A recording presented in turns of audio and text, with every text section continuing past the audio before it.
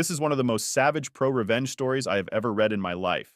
This all happened to me a few years ago. I told a friend this story of my divorce, and I was told to share. Started a few years ago. I thought we were happy. We were your usual suburban professional couple, financially secure, healthy, good sex life, 2 kids, 14 female and 19 male at the time. I thought we had a healthy social life. We were going through one of your typical married couple rough patches. Both of us were working long hours, not spending enough time together.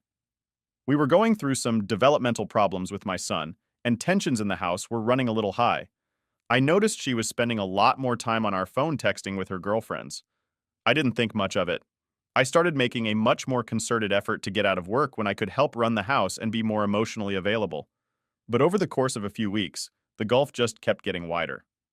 I ended up accidentally finding some messages when I charged up an old iPad for my son to use.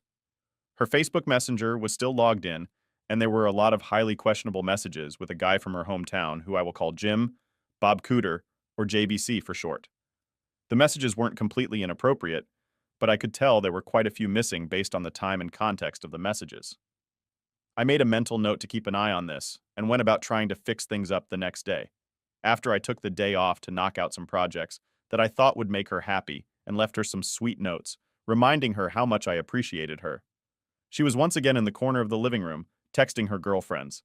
I took the boys' iPad to the office, opened up Facebook Messenger, and watched in real time as my wife tore me down. Her and Jim Bob were making fun of me. All of my flaws, insecurities, and secrets I entrusted to my partner were now fodder for her and Jim Bob. Not only that, but while there wasn't outright sexting, there was a sexual undertone to the whole conversation, especially when she was bashing my performance in the sack. I managed to take some screenshots, but missed a good bit of the messages, because as the conversation was unfolding, she was deleting them. I wasn't emotionally capable of confronting her. I stayed in the office until she was asleep and had a couple of drinks. I took the next day and spent some time soul-searching, drinking and trying to figure out what to do. The wife came home and wanted to know what was wrong, and I just copped out and told her I had a bad day. A couple of minutes later, I was watching the iPad as the train wreck kept unfolding. So began a couple solid weeks of taking screenshots, drinking, and detaching myself from their relationship. I knew there was no going back from this.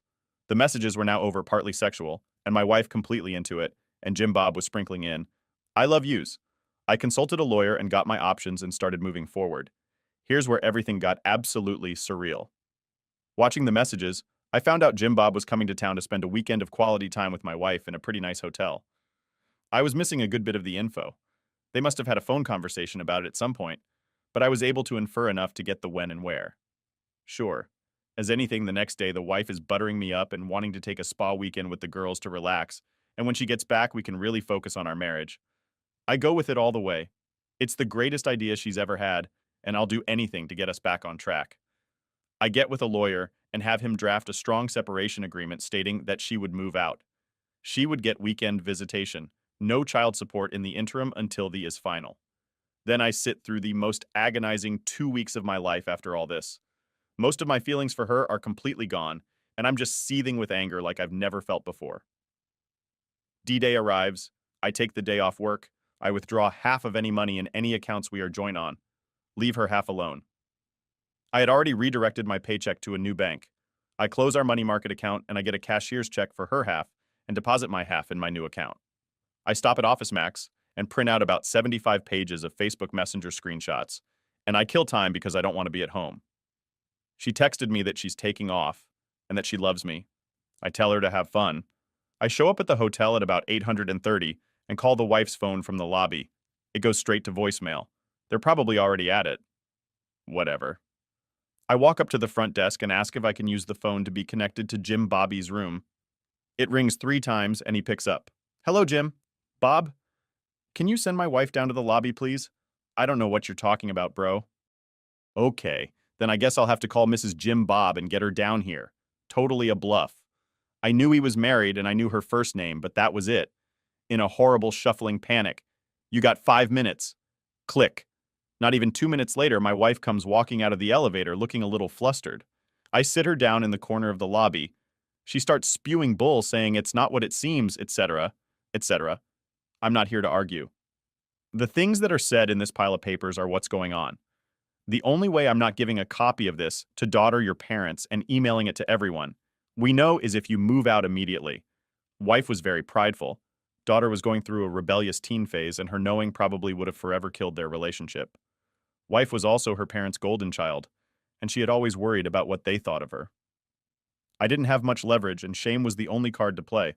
Also, her professional life is built up around her image, so I knew she would protect that at all costs. Her. This is a check for half of the money market account. I withdrawn my half of the money from all other joint accounts. You should have more than enough to get a place. She starts to cry a little. I could almost see the different thoughts and waves of emotions going through her. But now is the time to keep pressing. Here's a separation agreement that I think is more than fair, considering what's going on. I'm going to need you to look this over, sign it, and leave it at the house when you get your stuff. Do you want to look through these screenshots? No. Okay. Go have fun with Jim Bob. Do not come back to the house or I'm going to send this holding up reams of screenshots to everyone. I bounce out of the lobby and I can hear her start to have a breakdown. I get to the car, drive up to a parking lot, and have my own crying rage fit. Previously, I would have cried in front of her and yelled and whatnot, but I managed to get my stuff together enough to pull it off. I don't know what you did that night or over the weekend. She texted and called over and over wanting to talk.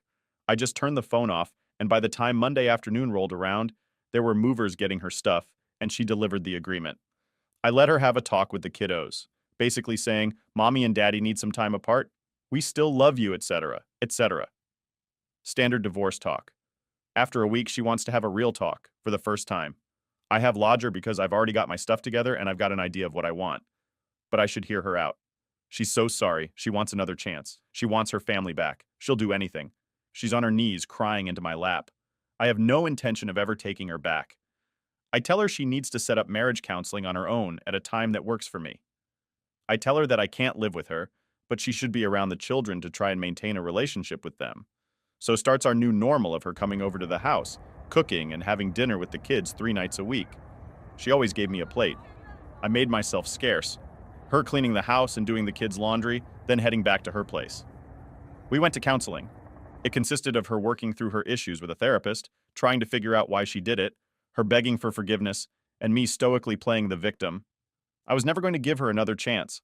All I wanted to do was kill time, establish myself as the primary caregiver to the kids, and establish her as not having residency in the house. After a few months, I go to my own therapist and get diagnosed with depression and PTSD. I ask my work if it's possible to go to part-time for the foreseeable future to deal with personal issues, and it's no big deal. After 6 months of therapy, I told her that I couldn't forgive her right now and that I wanted an amicable divorce.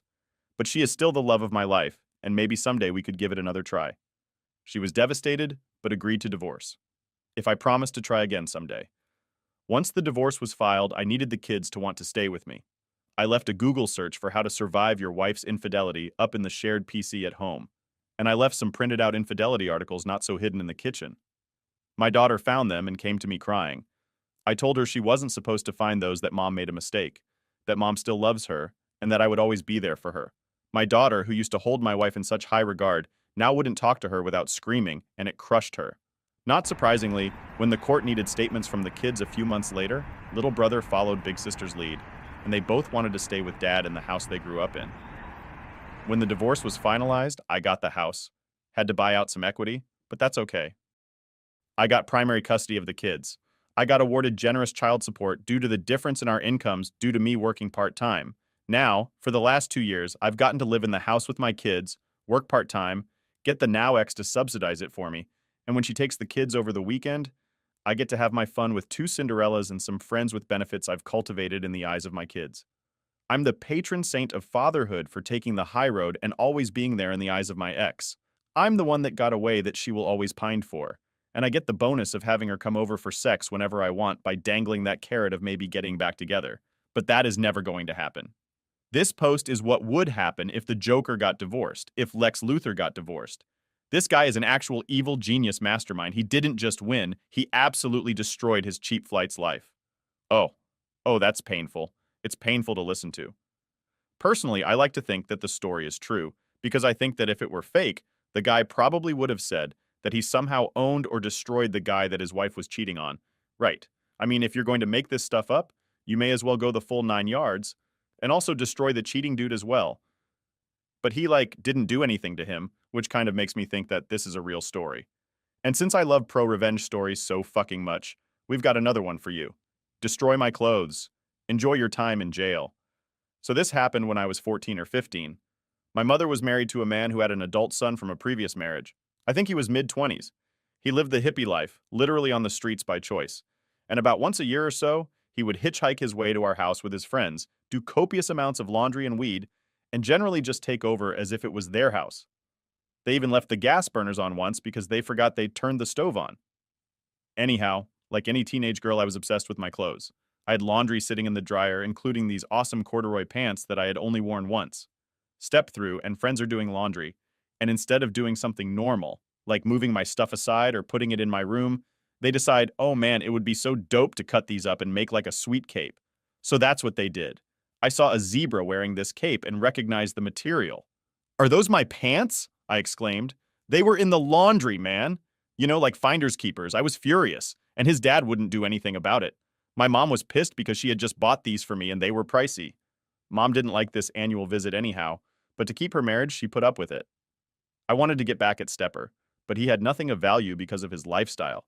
Then I remembered I overheard my parents fighting, and my mom had mentioned his stepbro had got a girl pregnant, and their kid was like 2 years old and he had so much.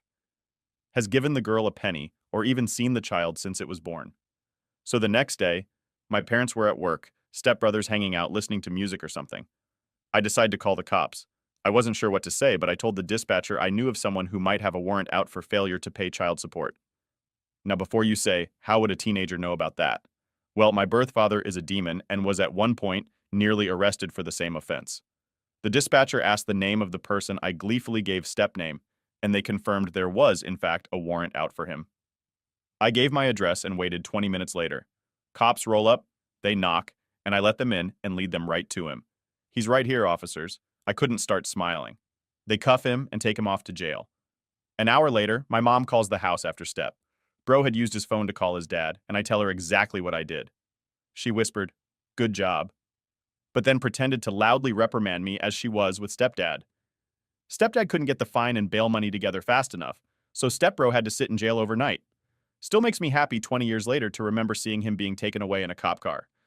My mom luckily divorced that asshole and is now married to a very nice man. Well, looks like it's pretty clear who wears the pants in this family. Guy quit his job thinking he became rich. Hey, another added, I thought I would post my story here. I work for a construction company and we do remodeling on homes. We have a rule here that we get to keep anything we find hidden behind the walls. We hired this guy. We really needed a worker badly, who was a total a-hole from day one. I've been working for this company for 5 years, and this guy has only been doing construction for 1 year after he got fired from his accounting job for getting a DUI. Anyways, he would make fun of my clothes and my accent, and one day he went too far by telling my boss about my private Instagram account pics. He got on my phone and looked through my Instagram page and showed my boss pictures of me smoking weed. Little did he know that my boss is my friend from 8 years when we used to smoke together before we quit. I was so mad that he violated my privacy. Then I made a plan to F him over. He was the kind of guy who would always come in late and complain that trains or traffic is why he was always late. One day I overheard him saying that if he won the lottery, he would quit this job for not getting the respect he deserves. You have to earn respect here. One day I bought some fake gold coins online and put them in a metal box I found at the antique store and waited for a chance to hide it in a wall. Luckily, I didn't have to wait long. The day he found the coins, it seemed like it was his best day ever. First thing he did when he opened the box, he called my boss F being a loser, and he quit immediately on the spot.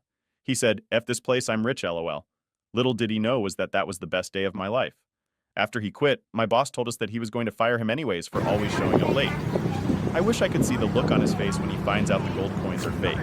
Best $1.40 I spent in my life. So I made this story better. Is actually illegal in a lot of places to sell counterfeit goods or to try to scam businesses. So I like to imagine this moron walked into some porn store and all smug being like, I want to sell my gold, and then gets arrested or something because, I mean, it's a scam. You can't roll into a business, try and buy something with fake currency. It just doesn't work. Oh, I would have paid money to know what would happen to this guy after he left a construction site. All right, that is art/pro-revenge. The last pro-revenge video did really well, so I kind of want to see if this is something that you guys want to see more of. Do you want more pro-revenge out of me? Because man, I love this subreddit, so I'm really hoping the answer is yes. Let me know down in the comments.